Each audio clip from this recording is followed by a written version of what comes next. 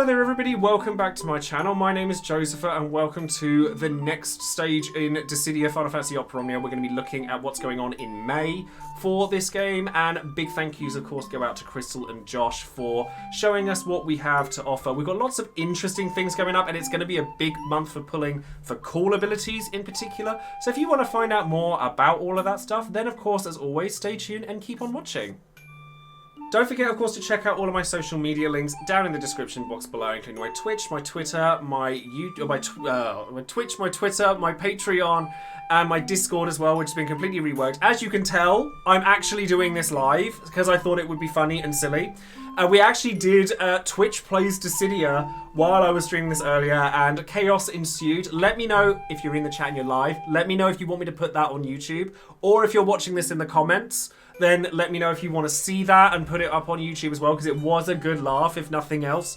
And of course, don't forget as well to check out my Patreon, as I said earlier, where I feature everyone during my end credits of my videos. I make title cards for everybody. We do all sorts of different activities together, like private streams, voice chats, all sorts of cool stuff. And at the beginning of all of my videos, I always shout out one of my patrons. And today that person is going to be E Major, who is brand new to my Patreon. So a massive thank you goes out to you. And they have Sarah on their title card, and it's always a pleasure to make these for everybody. So I hope that you enjoy it.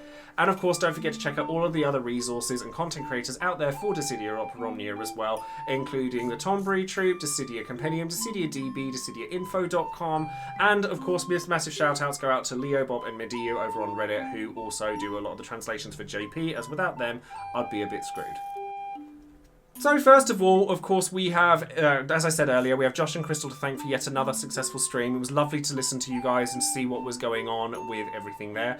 Now, looking at the first slide here, we have quality of life improvements, and this is one that's going to be very important for me in particular, because I made a bit of a fudge up when it came to making Ultima weapons, and I accidentally made 2 staffs instead of sublimating one, and then it was all a kerfuffle, and I've been waiting for this particular feature to pop up, which is dismantling one.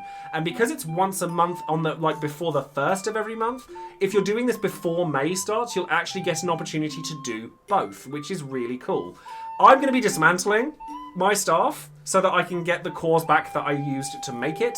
So once you dismantle a staff or an Ultima weapon, you can get the Providence cores you used to make it back, with the idea that you can then exchange it for a different one. So if you've not made a mistake like me, you can then use it to dismantle, say, a weapon you've used a few times already in favour of one that you're going to use going forward. So if your tastes have changed, then you're able to do that. We're also getting full ability details on the ability screen, which is wonderful because it means that there's a lot of consolidated information that needs to be packed in all at once because of the fact that all the abilities and passives come from different places, so to be able to see it all in one place is wonderful. And then lastly, we have buff, debuff, effect, max level indicator, which simply changes the colour of the text within the buff boxes or the special effects and debuffs, etc., so that you know exactly when to stop needing to level it up, which is mostly going to be an effect, a quality of life improvement that's aimed at new players.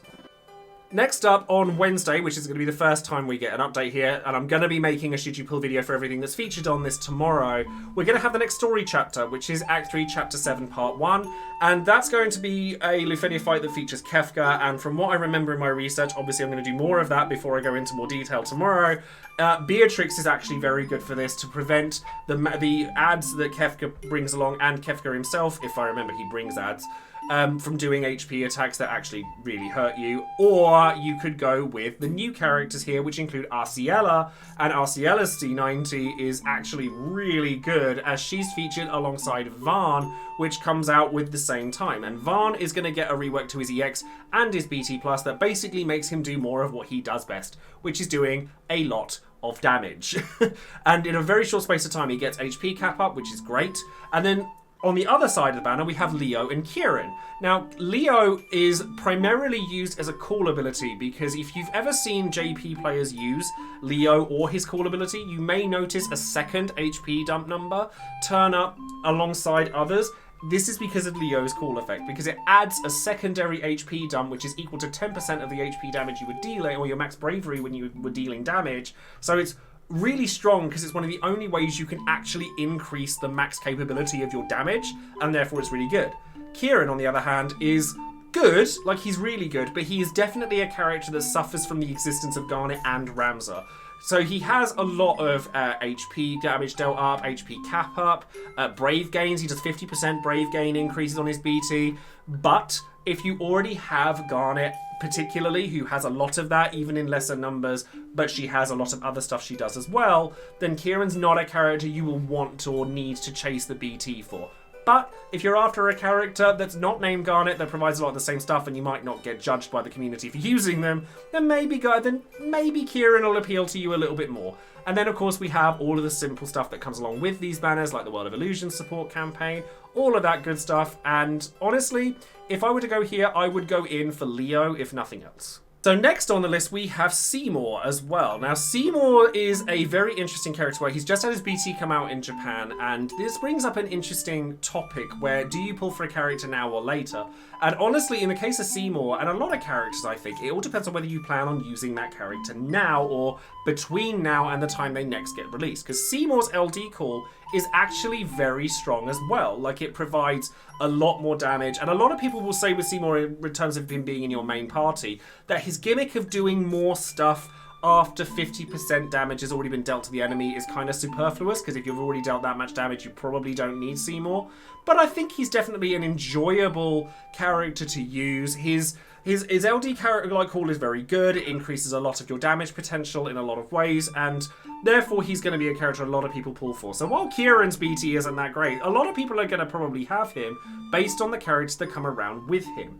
And then on May 4th, so going into May, which is also my birthday month, just as an FYI at the end of the month, we have Alphino and Waka coming back with his C90 as well. Now, I love Alphino. I do. Originally, I wasn't going to pull for Alphino. Like, I know that sounds crazy, because I love him. He's one of my favourite characters. But Alphino's issue with his LD is that he's very slow to use. So his animations take a long time. He gets HP poisons added into his kit. He gets a lot of stuff that kind of adds a lot of animations onto what he's doing.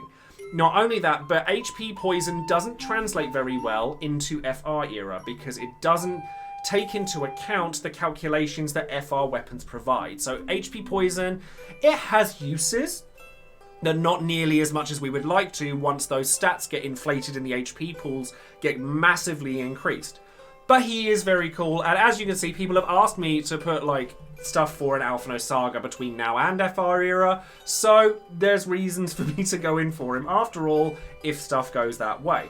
Waka just does more Waka. It's just more more damage, more HP dumps and things like that.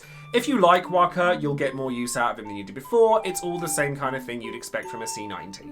And then moving on from that, over on May 9th, we are actually getting the Mayfair, so more free pulls. We're actually only getting 2 pulls this month that don't have free pulls on them, which are for Seymour and for Alphino. So the Mayfair is going to have free draws on them, and I would imagine this is where Ishtola BT will return, and probably Freya as well. So Freya is very similar to Kayn in the way that she jumps, and then she disappears for a while, and she throws lances down while she's up in the air. The difference being is that she has more party auras, and she heals when she does it. So obviously Kayn's going to be coming back with his BT and his FR later, but for the interim period, she's actually very good. And alongside... The reason I haven't mentioned it until now is that alongside Seymour, Ishtola should also be getting reworked as well and getting some updates with her C90. And if you already have access to Ishtola, it definitely makes her much stronger, makes her much more damaging. She gets double HP dumps on stone. She gets a lot more out of Afflatus Misery, like a lot more. And there's just a lot of stuff to enjoy from that. And then we're getting, you know, Cactuar rewards, double cycle quest, and new co-op, all the stuff that we've come to expect from events like this in the past. And then on May 13th, we're going to be getting the 6 Warrior quest, which is going to be a brand new thing to us. You get 6 characters instead of 3, and you can swap a character in and out, just like a Fringe unit, once per turn, so that you're using multiple characters to tackle a bigger fight. And you only get 1 BT phase, no friend support, but past that, it's going to be a very enjoyable event to run double parties. And alongside this, we're also going to be getting Snow BT coming out, which was not announced on the stream, which is very powerful. The returning BT being Emperor, and then Lys is also going to be coming along, and Balthea is going to be getting his C90 at this point as well. Now, what makes Snow so powerful with his BT is, you know those situations where you have a character that has loads of HP dumps and goes brave HP dump, and then they gain bravery between each attack? Snow makes everyone do that. So basically, characters that don't do that but have a lot of HP dumps, so characters like Cloud or Gilgamesh, can benefit from him massively. And he's also a tank, and he does a lot of tanky stuff as well, like you would expect him to. So he's a character that a lot of people are probably going to be looking at. Emperor is also extremely good because his BT plus does provide a lot of benefits to him. He gets a lot of HP dumps out of his rework across the board, so when you trigger all of his traps at once, you're looking at gargantuan amounts of damage if you're able to trigger them off of his EX. He just does a lot of damage, but his BT plus doesn't feature HP cap up, and he only typically works in very specific setups. I love the Emperor, and I really would like to try and get his BT. If I have to token it, I hate spending tokens, you guys know I do, but I may have to do that. Lys is also here as well with her brand new LD. Lys is very interesting in the fact that, well, she's not all that interesting.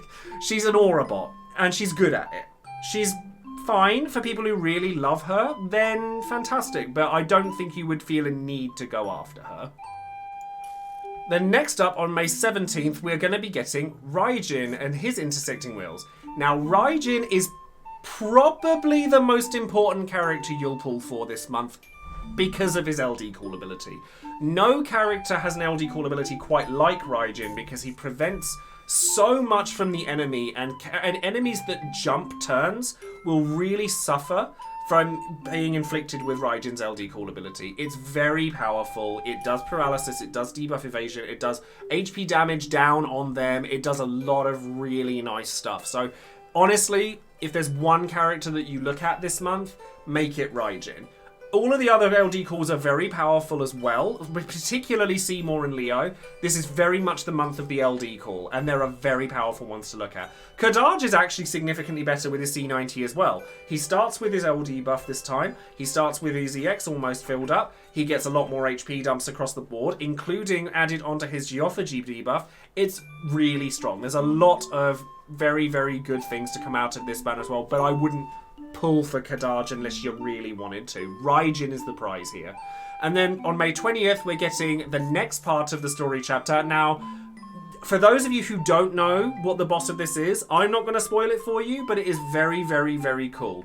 And then with that banner, we're also going to be getting Cisne. The best way to look at Cisne is Yang. If you like Yang, which you should, for off-turn damage, Cisne does that and then turns the dial up to 11 the entire way through it. She does a lot of HP dumps between turns. She also has critical buffs and auras for the party, and she actually translates very well into FR era because of the fact that her damage does get multiplied by FR bonuses, as opposed to HP poison from Alphino, which doesn't. So she's a character that a lot of players are going to be looking at, and the fact that she's paired up with Snow BT means this is likely one of the best places to go with that kind of pull for Snow BT. All of Snow's batch are actually very good here as well. And then finally, on May 23rd, which is also going to be the day of the next stream, we're getting Dimensions and Transcendence as a support campaign with a special campaign draw with free first multi-draw. I'm not certain on what this is, but a lot of people are saying it will be when the triple BT banner that features Null, Locke, and Noctis. So I don't know for sure what this one is going to be, but that's what people in my chat have been telling me.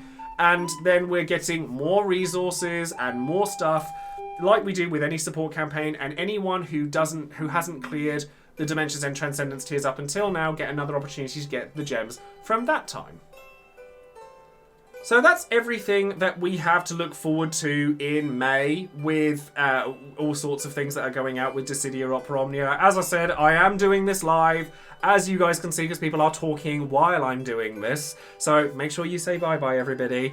Thank you ever so much for joining me and for watching this video. Don't forget to like the video, subscribe to the channel, click that bell for notification of any future videos I might be making. Do come and check out my Discord because I've made sure that all the links work for a start. And I've also remodeled it quite a lot. There's a lot to look forward to this month, but there's a lot that you may not need as well. And obviously do come along and find me on Twitch if you want to come and watch the clears of that. And again, let me know in the comments below if you want to see Twitch Plays Dissidia and a successful run of Irvin's Intersecting Worlds where I had zero control over anything that happened in it. The content was that easy, everybody. Anyways, that's going to be it from me. Thank you ever so much for joining me, and I will see you next time. Take care.